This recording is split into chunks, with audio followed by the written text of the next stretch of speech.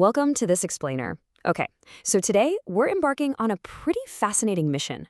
We are going after total lexical precision.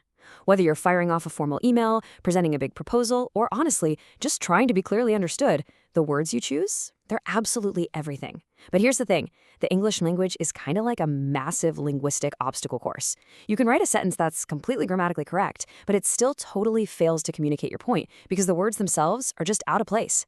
So today, we're going to learn how to navigate those exact obstacles, sharpen up that vocabulary, and make sure your message hits the mark every single time.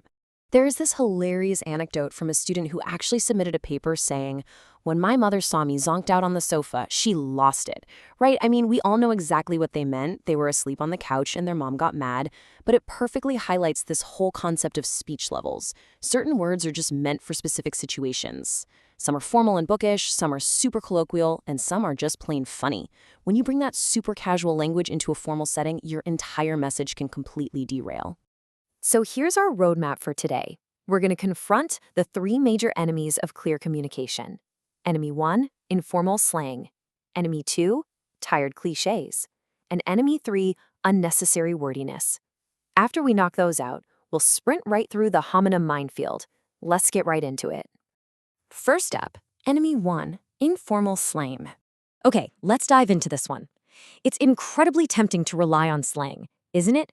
Because it feels lively. It feels relatable. But in the realm of clear, formal communication, slang actually acts as this dangerous, really vague substitute for the exact words you actually need. Its fundamental flaw is that it's highly exclusive. Slang is typical of limited social groups, so, your friends or colleagues might get it perfectly, but outside that bubble, it's literally a foreign language. Plus, it varies wildly by region. What works in the US might mean absolutely nothing in the UK, and it changes over time too. Expressions from the 1960s sound completely meaningless today.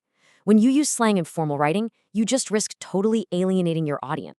Consider this sentence, "Working in the library has been a real drag." It relies on a casual slang term, which leaves it informal, kind of vague, and totally out of place in professional writing. But if we just revise it to, "Working in the library has been boring," wow, what a difference. The transformation is so simple, yet now it's universally understood.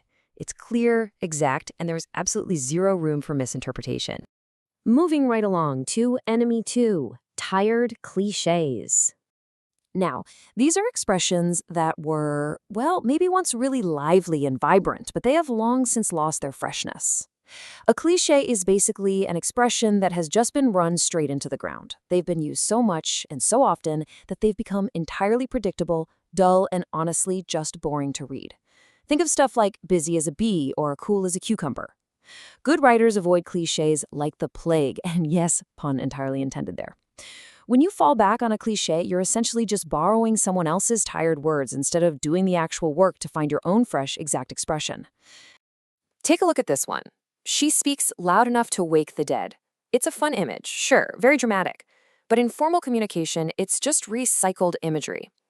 Now compare that to a revised version. "She speaks extremely loud."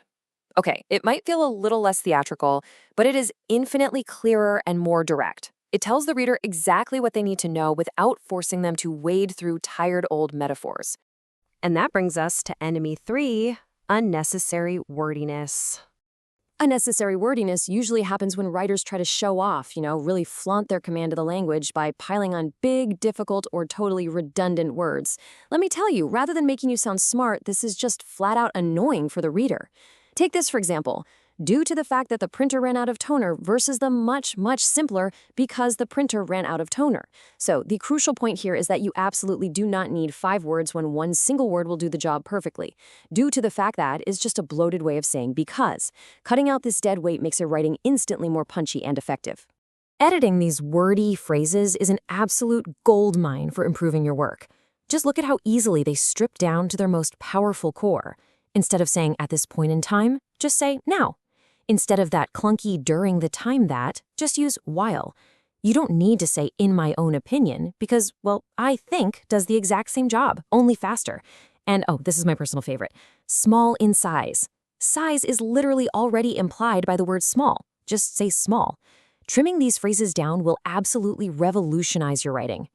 So with those 3 enemies officially defeated, it's time to sprint into our lightning round, the homonym minefield. let's look at how this builds up. Homonyms are those tricky word pairs that are frequently confused because they sound alike, or almost exactly alike, but they carry completely different spellings and meanings. It's a massive trap, and even experienced writers fall right into it. So let's rapidly break down some of the most treacherous word traps in the English language. First up, desert with one S, and dessert with two.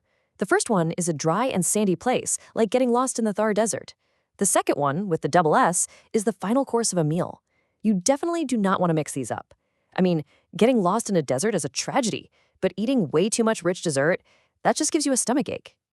Next, we have coarse, spelled with an A, meaning rough or not refined, versus course with a U, which is a unit of instruction. If you're taking a computer course, that's awesome, but you certainly shouldn't treat your fellow students or, say, irritating customers in a coarse manner. One is an education, and the other is just plain bad manners. This next one is a trap that catches almost everyone. It's, without an apostrophe, is possessive, meaning it belongs to it. It's with an apostrophe is purely a contraction of it is. Just try to remember this sentence. It's an unusual dress, but I like its color. The first one gets the apostrophe because it is an unusual dress, but the second one doesn't because the color belongs to the dress. Equally tricky are lead and lead. Lead, spelled L-E-A-D, is a heavy metal, but lead, spelled L-E-D, is the past tense of the verb to lead. So lead-based paint is dangerous for your health, but yesterday you led the old woman by the hand across the street.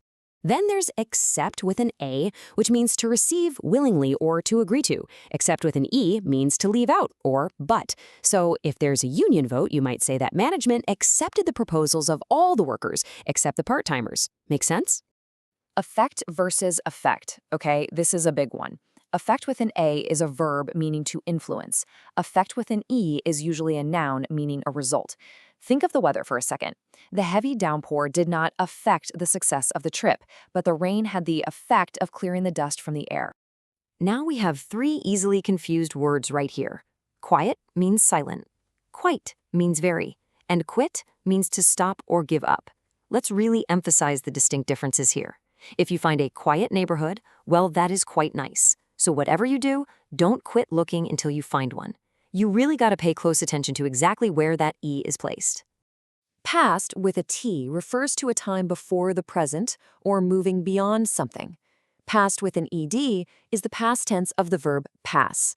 To pull an example directly from our source material, as Sajjad Ali walked past the fire, he passed his hands over it. You walk past a location, but you passed a physical object. And to finish up our lightning round, we have the absolute classic. Your versus your. Your without the apostrophe is possessive. It belongs to you. Your with the apostrophe is always, always short for you are.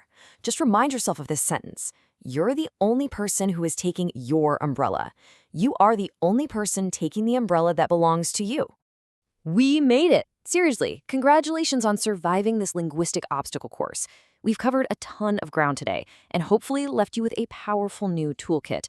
By avoiding that limited, informal slang, completely ditching those predictable, tired cliches, ruthlessly cutting out unnecessary wordiness, and navigating those tricky homonyms with laser precision, you are going to instantly sharpen your written and spoken English. These are practical, powerful tools that literally elevate you from an average communicator to a truly persuasive one. I want to end our explainer today by leaving you with a bit of a provocative question. Are your words working for you or against you? Think about it. Every single time you communicate, you're making a choice. So the next time you sit down to draft an important email or prepare for a formal conversation, think back to the tools we discussed today.